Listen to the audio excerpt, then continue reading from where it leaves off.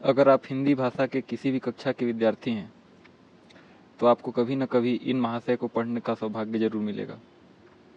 इनका नाम है संत कबीर, जिनका जन्म 1398 ईस्वी काशी उत्तर प्रदेश के आसपास हुआ था और इनकी मृत्यु, इनके जन्म और मृत्यु के बारे में, दोनों के बारे में बात करना एक वाद विवाद का विषय है, क्योंकि जानकारों के बीच इस डेटा पे पर्याप्त जानकारियां उपलब्ध नहीं है, तो ये एक बहस का विषय है।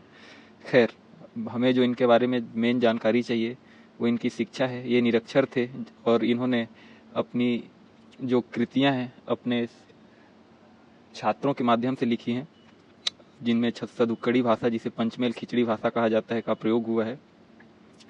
अब इनकी जाति धर्म के बारे में जानना इनका उपहास करने जैसा है, तो मैं इनकी जाति धर्म पर नहीं जाता हूँ और इससे ज़्यादा फर्क भी नहीं पड़ना चाहिए।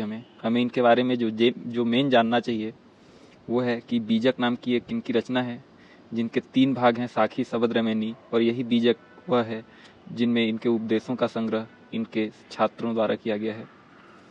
तो कबीरदास के बारे में जो आप पढ़ेंगे या फिर इनकी रचनाओं के बारे में जो आप पढ़ेंगे उसे दोहा के माध्यम से पढ़ेंगे तो समझते हैं कि दोहा क्या होता है। दोहा वह लयबद्ध रचना होती है जिसे 2 पंक्तियों में नीचे दिए गए चरण में लिखा जाता है। आप देख सकते हैं 1, 2, 3 और 4 चरण दिए गए हैं। चारों चरण में मात्राओं की संख्या को दी गई है और मात्रा गिना कैसे जाता है। लघु स्वर को 1 गिनते हैं और दीर्घ या गुरु स्वर को 2 गिनते हैं। दीर्घ और लघु स्वरों का लिस्ट आपको यहाँ पे अवेलेबल है। इस तरह हम कह सकते हैं कि चूंकि ये मात्रा के ऊपर बेस्ड है तो फिर दोहा एक मात्रिक छंद है।